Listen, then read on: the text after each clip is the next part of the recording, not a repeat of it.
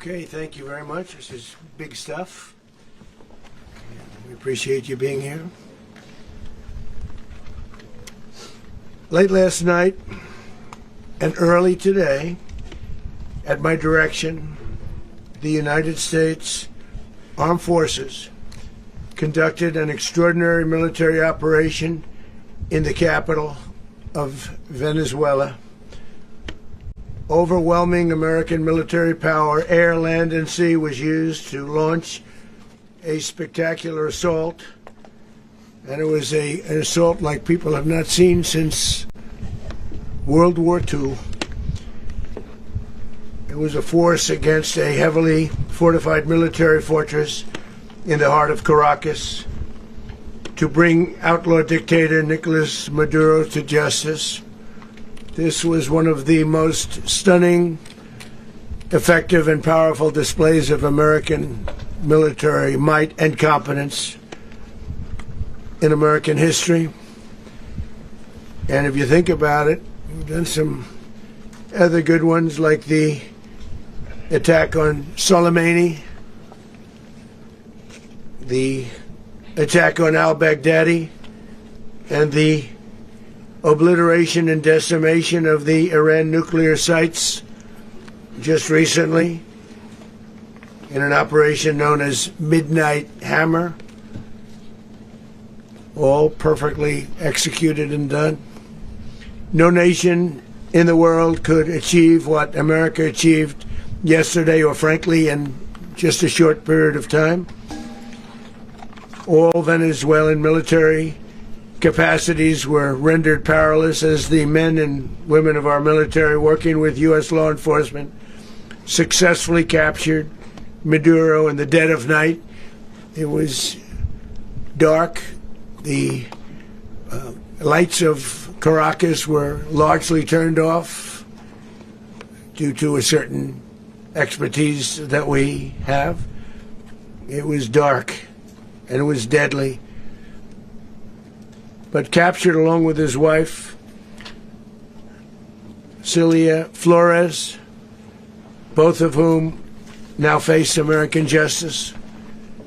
Maduro and Flores have been indicted in the Southern District of New York, it's Jay Clayton, for their campaign of deadly narco-terrorism against the United States and its citizens. I want to thank the men and women of our military who achieved such an extraordinary success overnight with breathtaking speed, power, precision, and competence. You rarely see anything like it. You've seen some raids in this country that didn't go so well. They were an embarrassment. If you look back to Afghanistan, or if you look back to the Jimmy Carter days, they were different days. We're a respected country again, maybe like never before.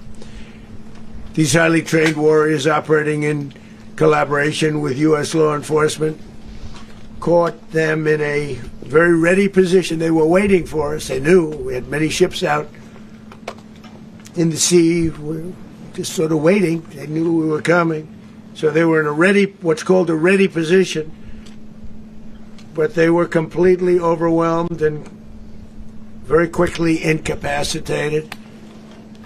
If you would have seen what I saw last night, you would have been very impressed. I'm not sure that you'll ever get to see it, but it was an incredible thing to see. Not a single American service member was killed, and not a single piece of American equipment was lost. We had many helicopters, many planes, many people involved in that fight. But think of that, not one piece of military equipment was lost, not one service member was, more importantly, killed. The United States military is the strongest and most fearsome military on the planet by far, with capabilities and skills our enemies can scarcely begin to imagine. We have the best equipment anywhere in the world. There's no equipment like what we have, and you see that even if you just look at the boats. You know, we've knocked out 97% of the drugs coming in by sea. 90%. Each boat kills on average 25,000 people. We knocked out 97%. And those drugs mostly come from a place called Venezuela. We're going to run the country until such time as we can do a safe, proper, and judicious transition. So we don't want to be involved with having somebody else get in and we have the same situation that we had for the last long period of years. So we are going to run the country until such time as we can do a safe, proper, and judicious transition. And it has to be judicious because that's what we're all about. We want peace, liberty, and justice for the great people of Venezuela, and that includes many from Venezuela that are now living in the United States and want to go back to their country. It's their homeland. We can't take a chance that somebody else takes over Venezuela that doesn't have the good of the Venezuelan people in mind. We've had decades of that. We're not going to let that happen. We're there now, and what people don't understand, but they understand as I say this, we're there now, but we're going to stay until such time as the proper transition can take place. So we're going to stay until such time as we're going to run it, essentially, until such time as a proper transition can take place. As everyone knows, the oil business in Venezuela has been a bust, a total bust, for a long period of time. They were pumping almost nothing by comparison to what they could have been pumping and what could have taken place. We're going to have our very large United States oil companies, the biggest anywhere in the world, go in, spend billions of dollars, fix the badly broken infrastructure, the oil infrastructure, and start making money for the country. And we are ready to stage a second and much larger attack if we need to do so. So we were prepared to do a second wave if we needed to do so. We actually assumed that a second wave would be necessary, but now it's probably not. The first wave, if you'd like to call it that, the first attack was so successful, we probably don't have to do a second, but we're prepared to do a second wave, a much bigger wave, actually. This was pinpoint, but we have a much bigger wave that probably won't have to do. This partnership of Venezuela with the United States of America, a country that everybody wants to be involved with because of what we were able to do and accomplish, will make the people of Venezuela rich, independent, and safe. And it will also make the many, many people from Venezuela that are living in the United States extremely happy. They suffered. They suffered. So much was taken from them. They're not going to suffer anymore. The illegitimate dictator Maduro was the kingpin of a vast criminal network responsible for trafficking colossal amounts of deadly and illicit drugs into the United States. As alleged in the indictment, he personally oversaw the vicious cartel known as Cartel de las Solas, which flooded our nation with lethal poison, responsible for the deaths of countless Americans, the many, many Americans. Hundreds of thousands over the years of Americans died because of him. Maduro and his wife will soon face the full might of American justice and stand trial on American soil. Right now they're on a ship. They'll be heading to, ultimately, New York, and then a decision will be made, I assume, between New York and Miami or Florida. But we have people where the overwhelming evidence of their crimes will be presented in a court of law.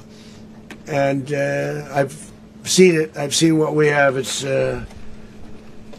both horrible and breathtaking that something like this could have been allowed to take place. For many years after his term as president of Venezuela expired, Maduro remained in power and waged a ceaseless campaign of violence, terror, and subversion against the United States of America, threatening not only our people, but the stability of the entire region.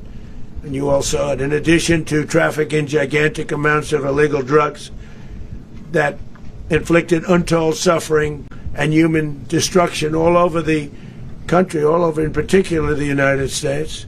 Maduro sent savage and murderous gangs, including the bloodthirsty prison gang Tren de Aragua, to terrorize American communities nationwide, and he did indeed.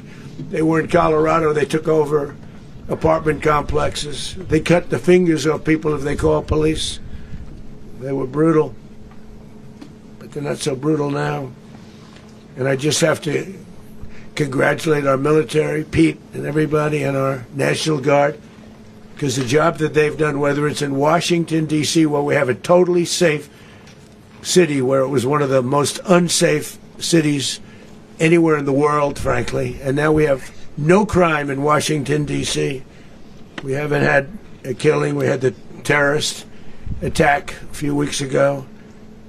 A little bit of a different kind of a threat, but we haven't had a killing in a long period of time, 6-7 months. We used to have two, on average, 2 a week in Washington, our capital. We don't have that anymore. The restaurants are opening. Everyone's happy.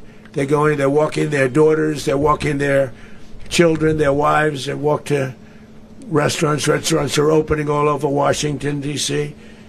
So I want to thank the National Guard. I want to thank our military. And I want to thank law enforcement. It's been amazing. And they should do it with more cities. We're doing it, as you know, and we're doing it in Memphis, Tennessee right now, and crime is down. We've just sort of started a few weeks ago, but crime is down now 77%. And the governor of Louisiana called, great person, and he wanted us to help him, as you know, in a certain very nice part of Louisiana, and we have done that. It was a rough section, and we have crime down. I understand it's down to almost nothing already after 2.5 weeks. New Orleans, it's down to almost nothing, and we've only been there for 2.5 weeks. Can't imagine why governors wouldn't want us to help. We also helped, as you know, in Chicago, and crime went down a little bit there. We did a very small help because we had no working ability with the governor. The governor was a disaster, and the mayor was a disaster. But it knocked down crime. But we're pulling out of there when they need us. We'll know. You'll know. You'll be writing about it. And likewise, Los Angeles, where we saved Los Angeles early on, where the head of the police department made a statement that if the federal government didn't come in, we would have lost Los Angeles. That's long after the fires. That's when they had the riots in Los Angeles. We did a great job. Got no credit for it whatsoever, but that's okay. It doesn't matter. We don't need the credit. But we'll be pulling out when they need us. They'll call, or we'll go back if we have to. We'll go back. But we did a great job in various cities. But the place that we're very proud of is Washington, D.C., because it's our nation's capital. We took it from being a crime-ridden mess to being one of the safest cities in the country. But the gangs that they sent raped, tortured, and murdered American women and children. They were in all of the cities I mentioned, Tren de Aragua. And they were sent by Maduro to terrorize our people, and now Maduro will never again be able to threaten an American citizen or anybody from Venezuela. There will no longer be threats. For years I've highlighted the stories of those innocent Americans whose lives were so heartlessly robbed by this Venezuelan terrorist organization. Really one of the worst. One of the worst. They say the worst. Americans like 12-year-old Jocelyn Nungary from Houston. Beautiful Jocelyn Nungary. What happened to her? They, as you know, they kidnapped, assaulted, and murdered by Tren de Aragua animals. They murdered Jocelyn and left her dead under the bridge. There was a bridge that will never be the same to so many people after seeing what happened. As I've said many times, the Maduro regime emptied out their prisons, sent their worst and most violent monsters into the United States to steal American lives. And they came from mental institutions and insane asylums. They came from prisons and jails. The reason I say both, they sound similar. Actually, prisons a little bit more hostile, a little bit tougher. A mental institution isn't as tough as an insane asylum, but we got them both. They sent from their mental institutions, they sent from their jails, prisons. They were drug dealers, they were drug kingpins, they sent everybody bad into the United States. But no longer, and we have now a border where nobody gets through.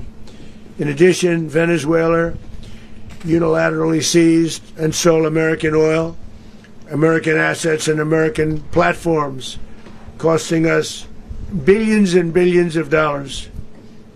They did this a while ago, but we never had a president that did anything about it. They took all of our property. It was our property. We built it. And we never had a president that decided to do anything about it. Instead, they fought wars that were 10,000 miles away. We built Venezuela oil industry with American talent, drive, and skill, and the socialist regime stole it from us during those previous administrations, and they stole it through force. This constituted one of the largest thefts of American property in the history of our country. Considered the largest theft of property in the history of our country. Massive oil infrastructure was taken like we were babies, and we didn't do anything about it. I would have done something about it. America will never allow foreign powers to rob our people or drive us back into and out of our own hemisphere. That's what they did. Furthermore, under the now deposed dictator Maduro, Venezuela was increasingly hosting foreign adversaries in our region and acquiring menacing offensive weapons that could threaten U.S. interests and lives. And they used those weapons last night. Potentially in league with the cartels operating along our border. All of these actions were in gross violation of the core principles of American foreign policy, dating back more than 2 centuries, and not anymore. All the way back, it dated to the Monroe Doctrines, and the Monroe Doctrine is a big deal, but we've superseded it by a lot. By a real lot. They now call it the Monroe Document. I don't know. It's Monroe Doctrine.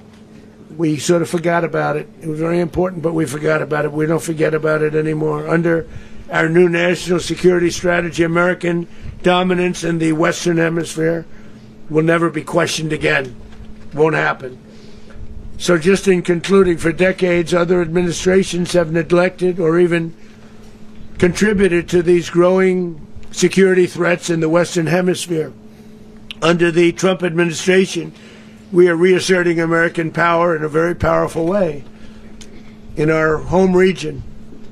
And our home region is very different than it was just a short while ago. The future will be, and we did this in my first term. We had great dominance in my first term, and we have far greater dominance right now. Everyone's coming back to us. The future will be determined by the ability to protect commerce and territory and resources that are core to national security. These are core to our national security.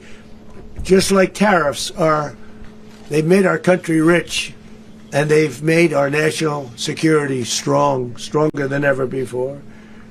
But these are the iron laws that have always determined global power. And we're going to keep it that way. We will secure our borders. We will stop the terrorists. We will crash the cartels, and we will defend our citizens against all threats, foreign and domestic. Other presidents may have lacked the courage or whatever to defend America, but I will never allow terrorists and criminals to operate with impunity against the United States. This extremely successful operation should serve as warning to anyone who would threaten American sovereignty or endanger American lives. Very importantly, the embargo on all Venezuelan oil remains in full effect. The American Armada remains poised in position, and the United States retains all military options until United States demands have been fully met and fully satisfied. All political and military figures in Venezuela should understand what happened to Maduro can happen to them, and it will happen to them if they aren't just, fair, even to their people. The dictator and terrorist, Maduro, is finally gone in Venezuela. People are free. They're free again. It's been a long time for them, but they're free. America is a safer nation this morning. It's a prouder nation this morning because it didn't allow this horrible person and this country that was doing very bad things to us. It didn't allow it to happen. And the Western Hemisphere is right now a much safer place to be. So I want to thank everybody for being here. I want to thank General Raisin Kane. He's a fantastic man. I've worked with a lot of generals. I worked with some I didn't like. I worked with some I didn't respect. I worked with some that just weren't good. But this guy is fantastic. I watched last night one of the most precise attacks on sovereignty. I mean, it was an attack for justice. And I'm very proud of him, and I'm very proud of our Secretary of War, Pete Hegseth, who I'm going to ask to say a few words. Thank you very much. Mr. President, can you explain how the U.S. will run Venezuela? Well, thank you, Mr. President. Finally, a commander-in-chief the world respects and the American people deserve. And as the President said, words can barely capture the bravery and the power and the precision of this historic operation. A massive joint military and law enforcement raid flawlessly executed by the greatest Americans our country has to offer. American warriors are second to none, the best in the world and the best of our country. What all of us witnessed last night was sheer guts and grit, gallantry and glory of the American warrior. I'm simply humbled by such men, and I tip my hat to our chairman, Dan Raisin Kane, and all those Americans who stood watch last night. Our warriors are the elite of America, and again, President Trump has your back. No other country on planet Earth, and it's not even close, could pull this kind of operation off. And no other president has ever shown this kind of leadership, courage, and resolve. The most powerful combination the world has ever seen. As the President said, our adversaries remain on notice. America can project our will anywhere, anytime. The coordination, the stealth, the lethality, the precision, the very long arm of American justice, all on full display in the middle of the night. Nicolas Maduro had his chance, just like Iran had their chance, until they didn't and until he didn't. He effed around, and he found out. President Trump is deadly serious about stopping the flow of gangs and violence to our country. Deadly serious about stopping the flow of drugs and poison to our people. Deadly serious about getting back the oil that was stolen from us. And deadly serious about reestablishing American deterrence and dominance in the Western Hemisphere. This is about the safety, security, freedom, and prosperity of the American people. This is America first. This is peace through strength. And the United States War Department is proud to help deliver it. Welcome to 2026, and under President Trump, America is back. I'd like to welcome now our Chairman Raisin Kane, to give a few more details about the operation. Mr. Chairman. Thank you, Mr. Secretary. Thank you, Mr. President, and good morning. Last night, on the order of the President of the United States, and in support of a request from the Department of Justice, as the President said, the United States military conducted an apprehension mission in Caracas, Venezuela, to bring to justice two indicted persons, Nicolas and Cecilia Maduro. This operation, known as Operation Absolute Resolve, was discreet, precise, and conducted during the darkest hours of January 2nd, and was the culmination of months of planning and rehearsal, an operation that, frankly, only the United States military could undertake.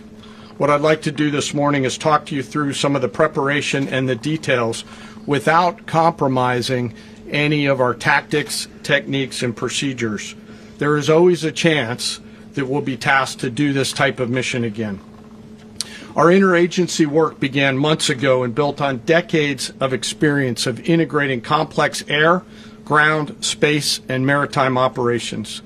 While the past 2 decades have honed the skills of our special operations forces, this particular mission required every component of our joint force, with soldiers, sailors, airmen, Marines, and Guardians working in unison with our intelligence agency partners and law enforcement teammates in an unprecedented operation.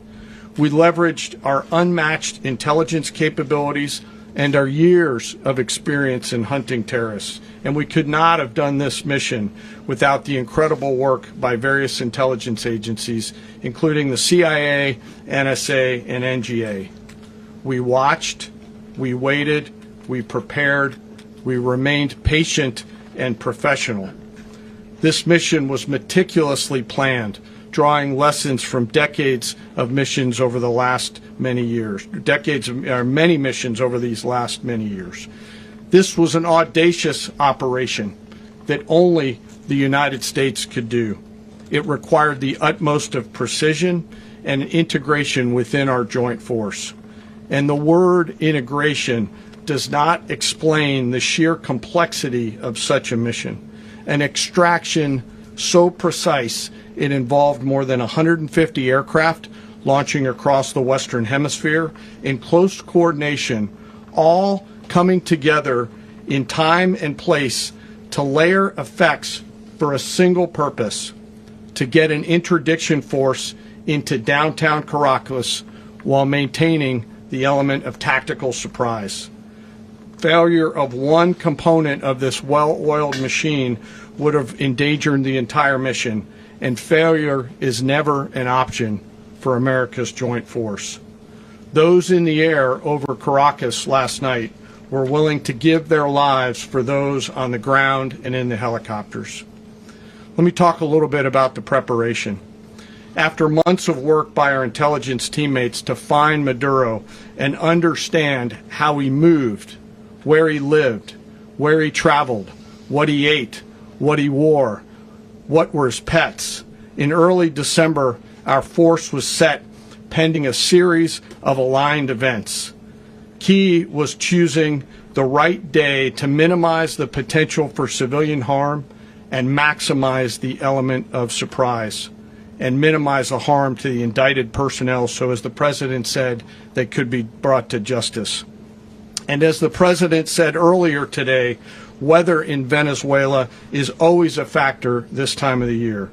And over the weeks through Christmas and New Year's, the men and women of the United States military sat ready, patiently waiting for the right triggers to be met and the President to order us into action.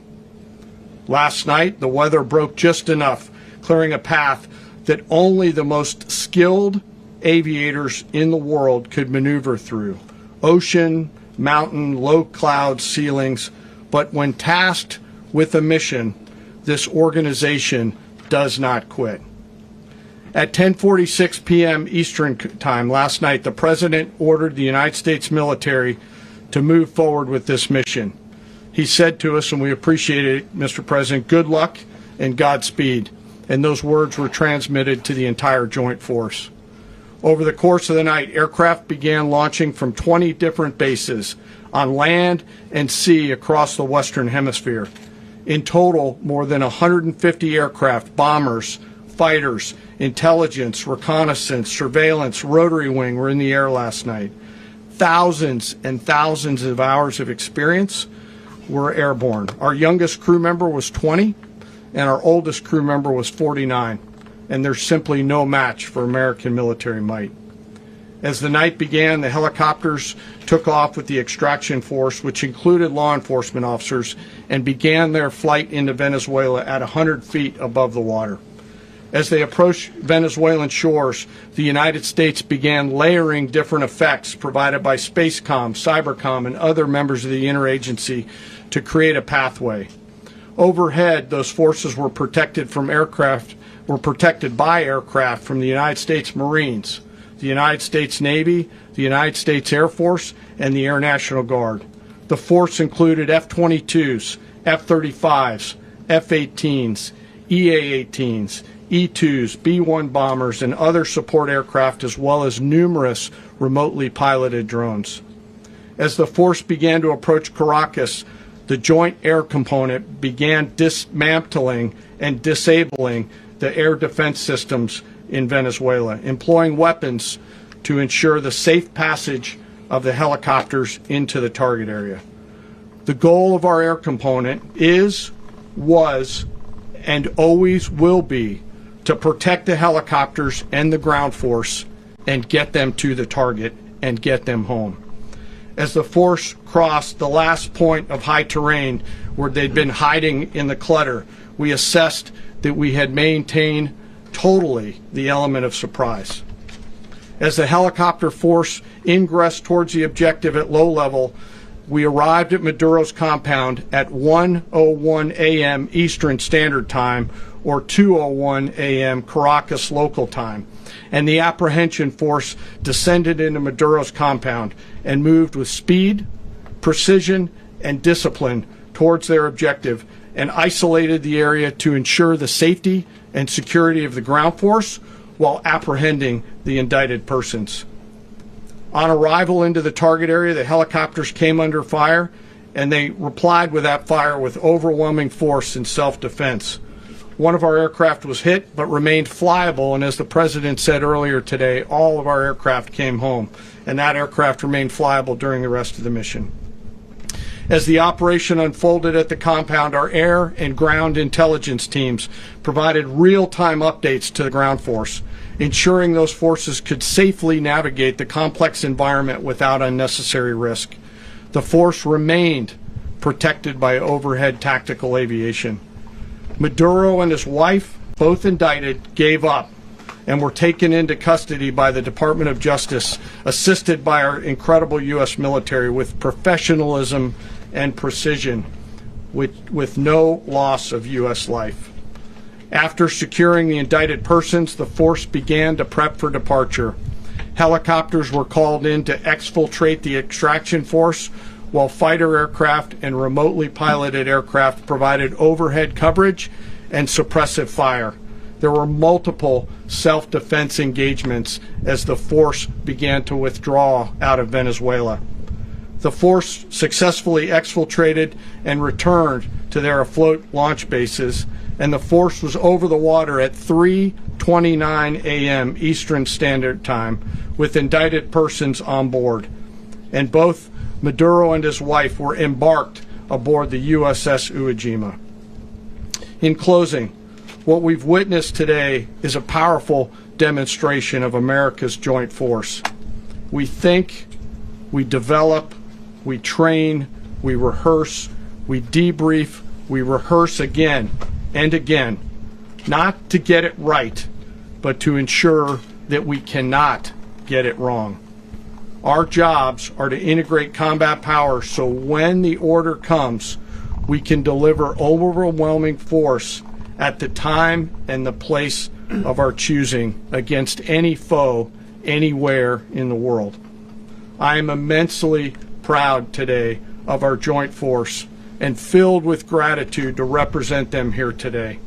There is simply no mission too difficult for these incredible professionals and the families that stand by them and support them. As we stand here this morning, our forces remain in the region at a high state of readiness, prepared to project power, defend themselves, and our interests in the region. This operation is a testament to the dedication and unwavering commitment to justice and our resolve to hold accountable those who threaten peace and stability. In closing, I want to express my heartfelt gratitude to the brave men and women who executed this mission. Their courage and tireless commitment to our nation are what makes us strong. Thank you, Mr. Secretary, and thank you, Mr. President. Thank you very much. Well, I don't have much to add to what you've heard now, other than the following points. Nicolas Maduro was indicted in 2020 in the United States. He is not the legitimate president of Venezuela. That's not just us saying it. The first Trump administration, The Biden administration, the second Trump administration, none of those three recognized him. He's not recognized by the European Union and multiple countries around the world. He is a fugitive of American justice with a $50 million reward, which I guess we saved $50 million. And We should make sure. yeah, exactly. But Don't let anybody claim it. Nobody deserves it but us. But I want to be clear about one thing. Nicolas Maduro had multiple opportunities to avoid this. He was provided multiple very, very, very generous offers and chose instead to act like a wild man, chose instead to play around. And the result is what we saw tonight. The other message here is the following. You have a guy, like many people around the world, they like to play games. You have a guy who decides he's going to invite Iran into his country, is going to, do the confiscation of American oil companies, is going to flood our country with gang members, is going to take Americans prisoner and try to hold them for hostage and trade them like he was able to do with the Biden administration. Basically likes to play games all this time and thinks nothing's going to happen. And I hope what people now understand is that we have a president. The 47th president of the United States is not a game player. When he tells you that he's going to do something, when tells you he's going to address a problem, he means it. He actions it. I can tell you, I've watched this process now for 14, 15 years, been around it. Everybody talks, I'm going to do this, I'm going to do that. When I get there, we're going to do this, we're going to take... This is a president of action. Like, I don't understand yet how they haven't figured this out. And now, if you don't know, now you know.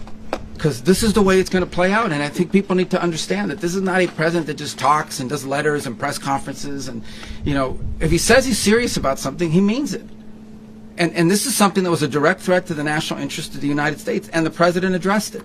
This is a president of peace, by the way. I told you what I just said earlier. This guy had multiple opportunities to find his way somewhere else and figure out another. He could have been living somewhere else right now very happy, but instead he wanted to play big boy. And so now, he's got other sets of problems on his hands. And but I think the message here should be for the world. Look, the president doesn't go out looking for people to pick fights with. He's not, generally wants to get along with everybody. We'll talk and meet with anybody, but don't play games. Don't play games with this president's in office, because it's not going to turn out well. And so I hope that, I guess that lesson was learned last night, and we hope it'll be instructive moving forward. Is that a message for Cuba? Mr. President. Mr. President. You said that the U.S. is going to run Venezuela, so who's in power right now?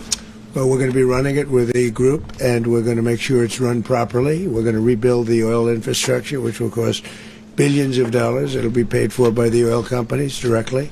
They will be reimbursed for what they're doing, but that's going to be paid. And we're going to get the oil flowing the way it should be. As you know, it was just a minor flow. It was actually a minor flow for what they have. But we're going to run it properly, and we're going to make sure the people of Venezuela are taken care of. We're going to make sure the people that were forced out of Venezuela by this thug are also taken care of. Mr. President. Does the U.S. running the country mean that U.S. troops will be on the ground? How will that work? Well, they always say boots on the ground. So we're not afraid of boots on the ground if we have to have. We had boots on the ground last night at a very high level, actually. We're not afraid of it. We don't mind saying it. But we're going to make sure that that country is run properly. We're not doing this in vain. This is a very dangerous attack. This is an attack that could have gone very, very badly. Could have gone very badly. We could have lost a lot of people last night. We could have lost a lot of dignity. We could have lost a lot of equipment. The equipment is less important, but we could have lost a lot. And we're going to make sure that this is proper. We're there now. We're ready to go again if we have to. We're going to run the country right. It's going to be run very judiciously, very fairly. It's going to make a lot of money. We're going to give money to the people. We're going to reimburse people that were taken advantage of. We're going to take care of everybody. It's very important. We couldn't let them get away with it. They stole our oil. We built that whole industry there, and they just took it over like we were nothing. And we had a president that decided not to do anything about it. So we did something about it. We're late, but we did something about it. Yeah, please. Mr. President, can you explain the exact mechanism by which you're going to run the country? Are you going to designate a U.S. official to coordinate? It's all being done right now. We're designating people. We're talking to people. We're designating various people, and we're going to let you know who those people are. Mr. President. What's the group you mentioned that would run Venezuela? Well, it's largely going to be, for a period of time, the people that are standing right behind me. We're going to be running it. We're going to be bringing it back. It's a dead. I talk about a dead country. A year and a half ago, we were a dead country. Now we're the hottest country anywhere in the world. We're a country doing better than any country anywhere in the world. And it required leadership. Venezuela has a lot of bad people in there, a lot of bad people that shouldn't be leading. We're not going to take a chance that one of those people take over for Maduro. So you can look at, and others. We have fantastic people, including people in the military. So we're going to have a group of people running it until such time as it can be put back on track, make a lot of money for the people, and give people a great way of life, and also reimbursement for people in our country that were forced out of Venezuela. Mr. President, Rubio would be. You said earlier today that you weren't going to back Machado to come back and be the opposition leader in your Fox and Friends interview. And then you also mentioned the vice president of Venezuela. Are you going to work with the vice president of Venezuela, or how do you foresee the relationship Well, going? I understand she was just sworn in, but she was, as you know, picked by Maduro. So Marco's working on that directly. He just had a conversation with her, and she's essentially willing to do what we think is necessary to make Venezuela great again. Very simple. Mr. President, Colombian President Gustavo Petro, a couple weeks ago, you said he's got to watch his ass. And today, he said he's not concerned about anything happening to him in the aftermath of this operation. So, just what your message is Well, about he that. has cocaine mills. And yeah, I think I stick by my first statement. He's making cocaine. They're sending it into the United States. So Mr. President, he does have to watch his Mr. hands. President, did you notify any members of Congress in advance? Marco, do you want to talk about that? Because you were involved in Sure. We call members of Congress immediately after. This was not the kind of mission that you can do congressional notification on. It was a trigger-based mission in which conditions had to be met night after night. We watched and monitored that for a number of days. So it's just simply not the kind of mission you can call people and say, hey, we may do this at some point in the next 15 days. But it's largely a law enforcement function. Remember, at the end of the day, at its core, this was an arrest of 2 indicted fugitives of American justice, and the Department of War supported the Department of Justice in that job. Now, there are broader policy implications here, but it's just not the kind of mission that you can pre-notify because it endangers the mission. Mr. President, If I could add one thing to that, Congress has a tendency to leak. This would not be good. If they leaked, General, I think it would have been maybe a very different result. But I have to say, they knew we were coming at some point, We had a lot of ships out there. They sort of knew we were coming. Mr. President. But Congress will leak, and we don't want leakage. Mr. President. you were one of the only people to watch this all play out live. What was Maduro doing when the U.S. forces entered what I assume would be his home? And also, was there any point where the U.S. was considering if Maduro pushed back or resisted killing Maduro? It could have happened. It could have happened. He was trying to get into a safe place. The safe place is all steel. And he wasn't able to make it to the door because our guys were so fast. They went through the opposition so fast. And there was a lot of opposition. People were wondering, do we get them by surprise? Sort of surprised, but they were waiting for something. It was a lot of opposition. There was a lot of gunfire. You saw some of it today.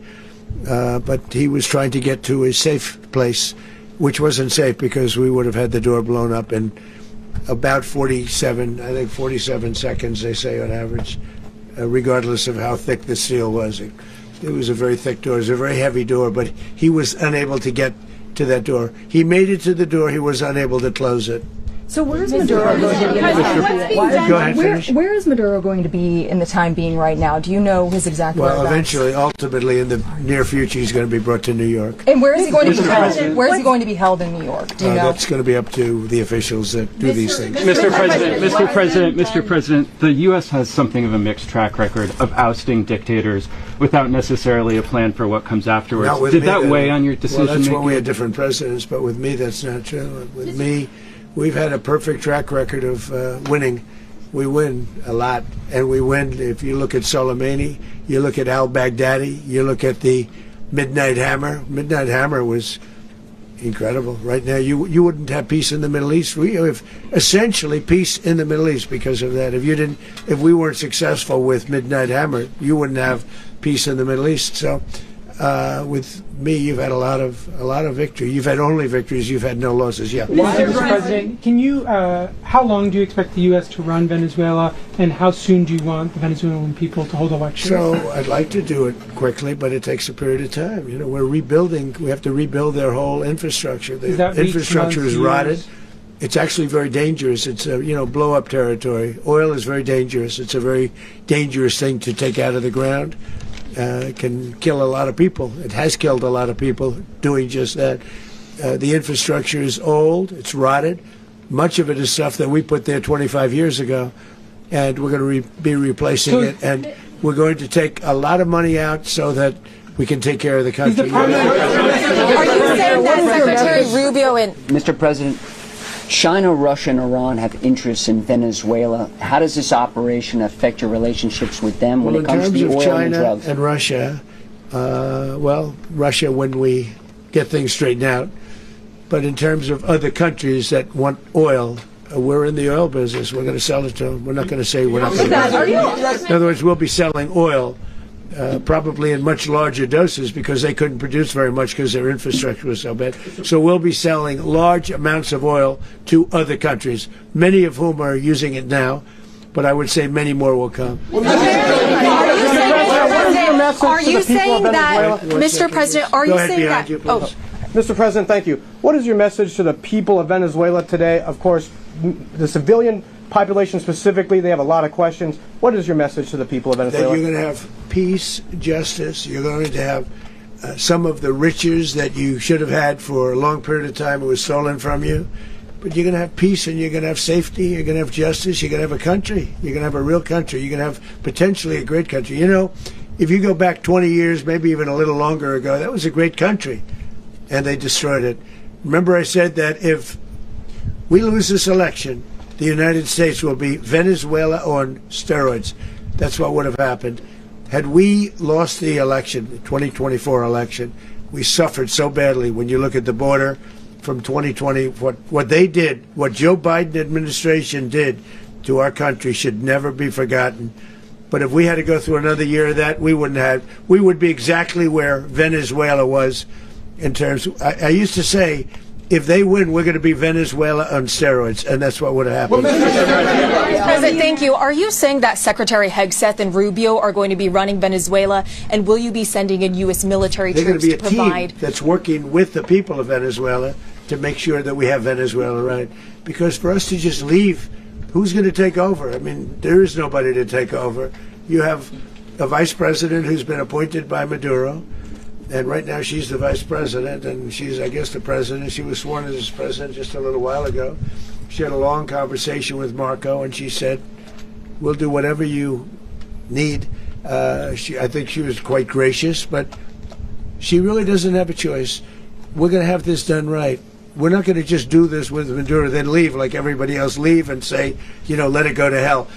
If we just left, it has zero chance of ever coming back. We'll run it properly. We'll run it professionally. We'll have the greatest oil companies in the world go in and invest billions and billions of dollars and take out money, use that money in Venezuela. And the biggest beneficiary are going to be the people of Venezuela. And also, I can't stress this strongly enough, the people that got thrown out of Venezuela that are now in the United States, and frankly, some want to stay, and some probably want to go back. Yeah. So, Mr. President, what is being done to protect Americans in the country, and were any of the detained Americans Well, right now they're rescued very last protected night? because nobody's going to mess with us. They're very protected. The people of, and we let them know that you better not touch one of them. Are you concerned that bad elements of the Maduro regime will remain in place? Well, we know who they are. We're on them, and they're acting much differently now than they would have acted 2 days ago. And what can you okay, say wait, about behind you, please. Mr. President, why is running a country in South America America first? Well, I think it is because we want to surround ourselves with good neighbors. We want to surround ourselves with stability. We want to surround ourselves with energy. We have tremendous energy in that country. It's very important that we protect it. We need that for ourselves. We need that for the world. And we want to make sure we can protect it. Yes, sir. Please, go ahead. Yeah, is there a message here for Cuba and Diaz-Canel? Well, Cuba is an interesting case. Cuba is, not doing very well right now. That system has not been a very good one for Cuba. The people there have suffered for many, many years. And I think Cuba is going to be something we'll end up talking about, because Cuba is a failing nation right now, very badly failing nation. And we want to help the people. It's very similar in the sense that we want to help the people in Cuba, but we want to also help the people that were forced out of Cuba and living in this country. Do you want to say something about that, Marco, please? Well, I mean, I just gave you a statement a few minutes ago about, when the president speaks, you should take him seriously. So suffice it to say, Cuba is a disaster. It's run by incompetent, senile men, and in some cases, not senile, but incompetent nonetheless. It has no economy. It's in total collapse. And by the way, they were, all the guards that helped protect Maduro, this is well known, their whole spy agency, all that were full of Cubans. I mean, it's amazing. This poor island took over Venezuela in some cases. One of the biggest problems the Venezuelans have is they have to declare independence from Cuba. They tried to basically colonize it from a security standpoint. So, yeah, look, if I lived in Havana and I was in the government, I'd be concerned, at least a little bit. Are you cutting off the oil flow to Cuba from Venezuela? Well, the president already announced a week ago that anything that's sanctioned, it's sanctioned oil, it's not going to be allowed to get there. So that's an The answer is yes. Mr. President, is the U.S. aware of the location of opposition leader Machado, and have you been in contact with her? No, we haven't. No, we haven't. Mr. President, on Monday. I think it would be very tough for her to be the leader. She doesn't have the support within, or the respect within the country. She's a very nice woman, but she doesn't have the respect. Mr. President, is it possible that the U.S. ends up administrating Venezuela for years? Well, it won't cost us anything, because the money coming out of the ground is very substantial, so it's not going to cost us anything. So the U.S. isn't going to dedicate any money to... Well, we want safety there. We want to be surrounded by countries that aren't housing all of our enemies all over the world. That's what was happening, and you don't want to have that. But we're going to be rebuilding, and we're not spending money. The oil companies are going to go in. They're going to spend money. We're going to take back the oil that, frankly, we should have taken back a long time ago.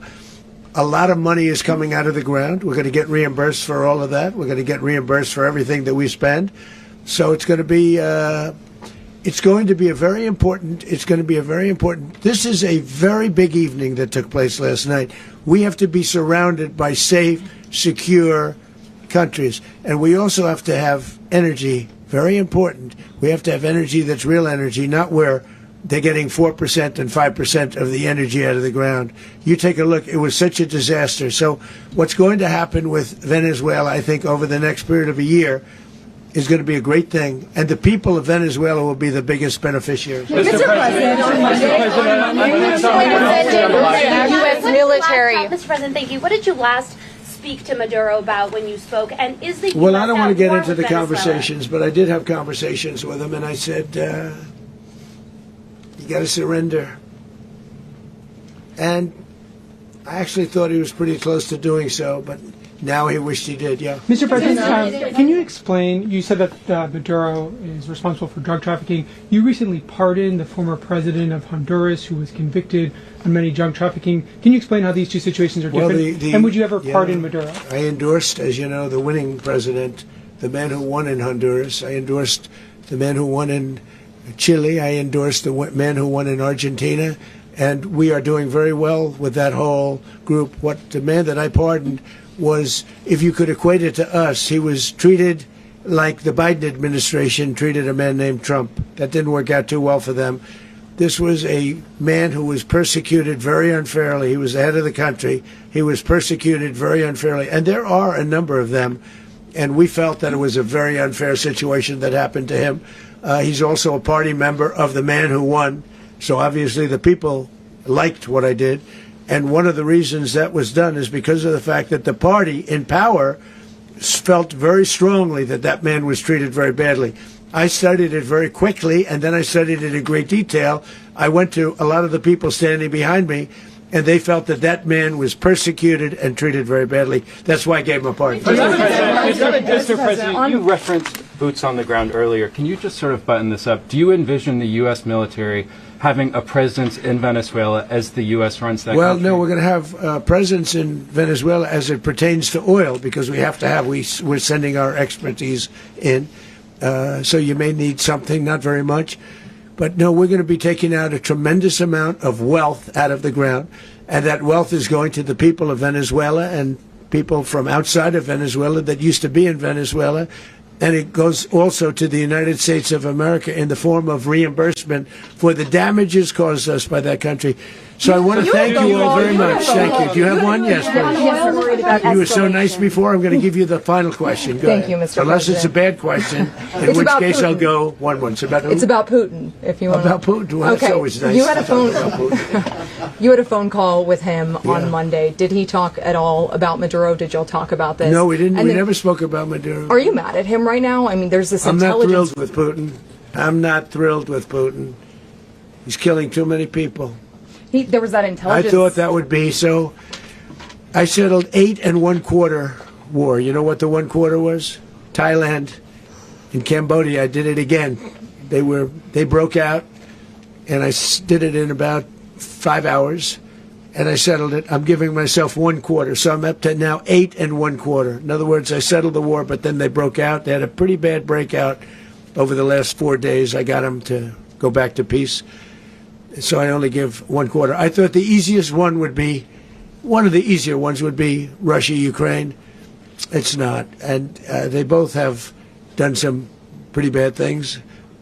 And look, that's Biden's war. That's not my war.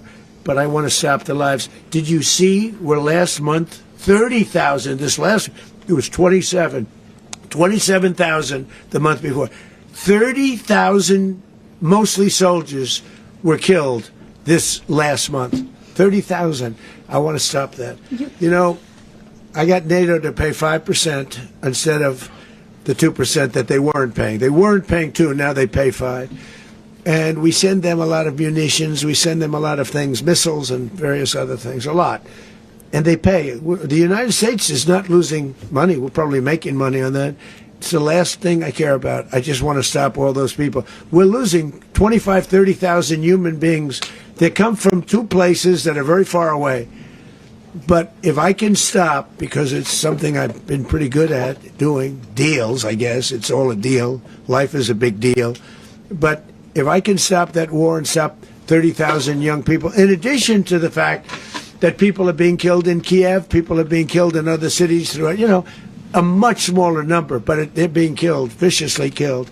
So I'm not happy about it. I thought that would be something that would get solved. We have Mr. Witkoff here. I think that we're making progress, but that's a war that should have never happened. If I were president, it would have never happened. Putin says it. Everybody says it. If I were president, that would have never happened. But I inherited that war. That was Joe Biden, Zelensky, and Putin. I came into the situation, and it's a mess. And I will say this. I watched an operation last night that was so precise, that was so brilliant. I mean, it was incredible. If we had our people, like this general and our people involved, that war would not have gone on very long, that I can tell you. You told me that war, to use an old term, that war has become a bloodbath, and we want it to get stopped. Thank you very much.